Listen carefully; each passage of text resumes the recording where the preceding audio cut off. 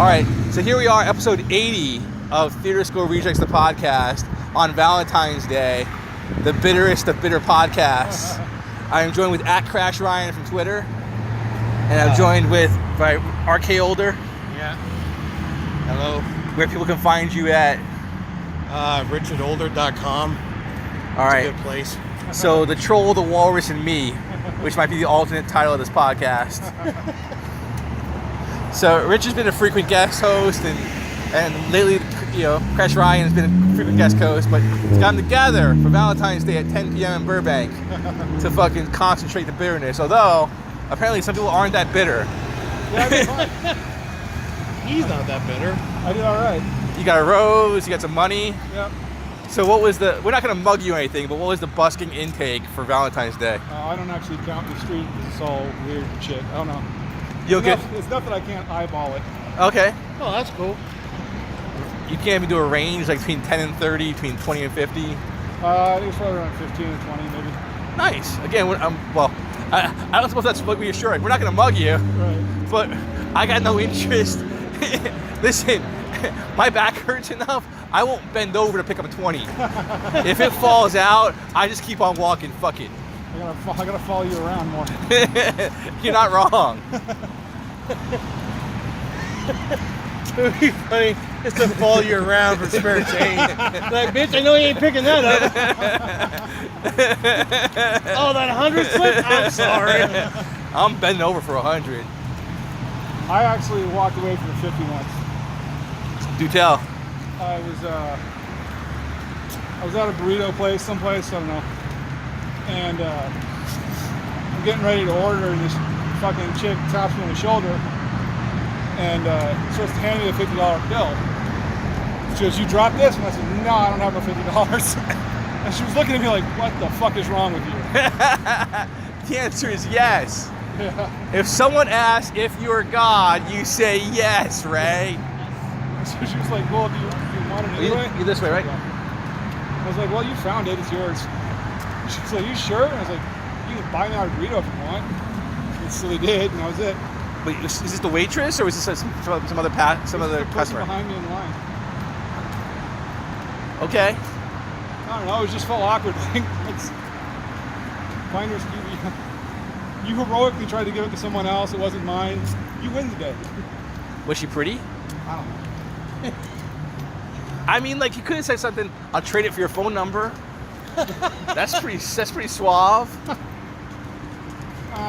I might have said that on a good day. I got a free burrito now. I feel like I got to win. All right. Well, look, having talked to you repeatedly and then twice this night, I'm not disagreeing that they're wins, because clearly they are. And I'm a big fan of taking wins when you find them. Right. But I really think you're setting the bar a little low. Yeah? And that's also the best way to not be disappointed. Yeah. It's like a victory after victory, man. Yeah. You guys are Calvin and Hobbes fans, right? Yeah. Sure. Well, Calvin. Well, my favorite like strips is like Calvin's like, if you could wish for anything you want, what would you wish for? And Hobbes is like, I'd wish for a tuna sandwich. And Calvin's like, I'd wish for the power to make everybody do whatever I want.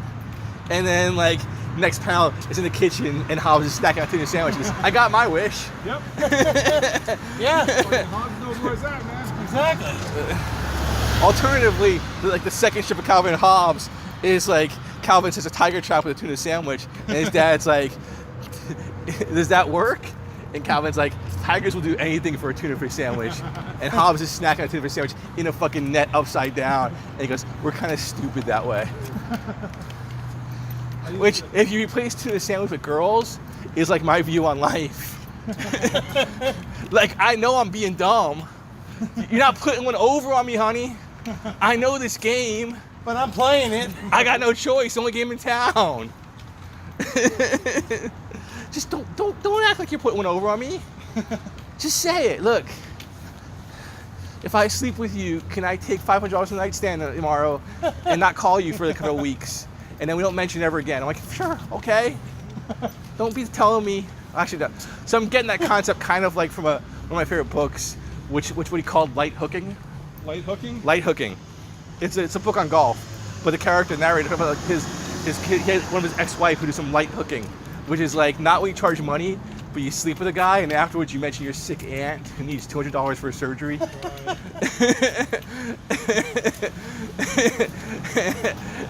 That concept has stayed with me a long time.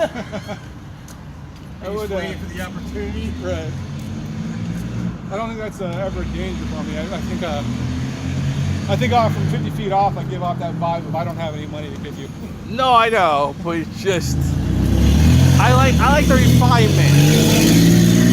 You know, it's not prostitution. It's just, hey, sweetie, baby, my car needs a tune-up. My car needs a muffler, man. No shit, that car needs a muffler. You're fucking with our podcast, man. You are fucking with our podcast. People just be listening to this, and suddenly there's that motor just, you know, chuffing along, you know. They're getting pissed, man. You can follow that car by smell, too. Jesus Christ. I've driven race cars that don't fucking smell that bad. You know, get contact time. Is this too fast, Richard? We gotta slow down a bit because Sorry. Richard's got the asthma. Yeah, it's pretty angry. Sorry about that. No, he mentioned to me. Usually, I'm the slowest person with my knees and back, but I get to be more quick. A lot of it's a cold air. Right. I was having a problem. I couldn't, like, I don't know if the air is thin or if I'm just fucking getting too sedentary. But I was getting, like, short of breath while I was playing. Like, me, what's going on? And the other thing they don't talk about a lot in wind instruments is fucking having to burp while you're playing. Doesn't get covered a lot, but it's certainly an issue. Yeah, they skipped that class in orchestra. Well, you got to figure out a way to make that phrase not sound like you just went into your fucking mouthpiece. Well, but there's a spit valve, right? Like there is a spit on valve, trombone and trumpets and brass instruments. but not on saxophone. No, Keep on. the spit fucking collects on the bottom of the horn. But what about with a saxophone? Yeah, it just collects on the bottom of the horn and turn it over. But like when you turn it over, like on breaks. Whatever, it doesn't matter. It's not as bad as because in a brass instrument, it's getting collected in those little corners and curves and shit, and that's when you can start blocking up the sound. But the bottom of the saxophone's huge. I'd have to like fucking pour a glass of water down there before it mattered. But a saxophone's made of brass, right? Yeah. So technically, it's a brass instrument. No. Well, let me run the argument back a little bit. Saxophone's made of brass, isn't it? Yep. So it's a brass instrument. Nope. Are you listening to this? No, he's right. Yep. You're not right. Yes, a brass instrument refers to how you make the sound on the horn, not what the horn is made out of.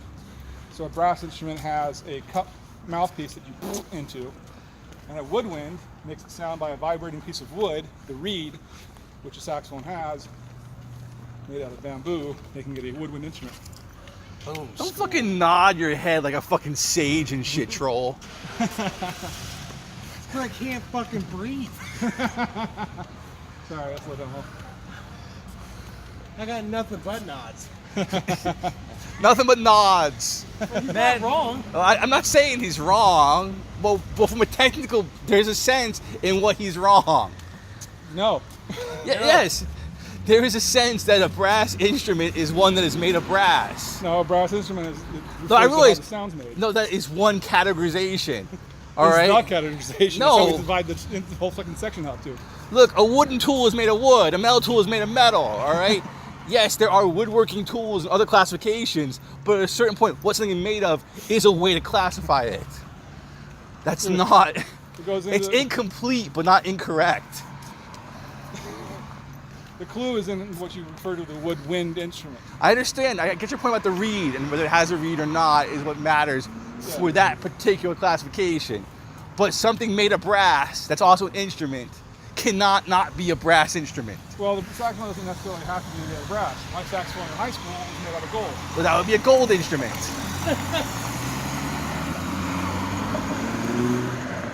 What's a gold watch made out of?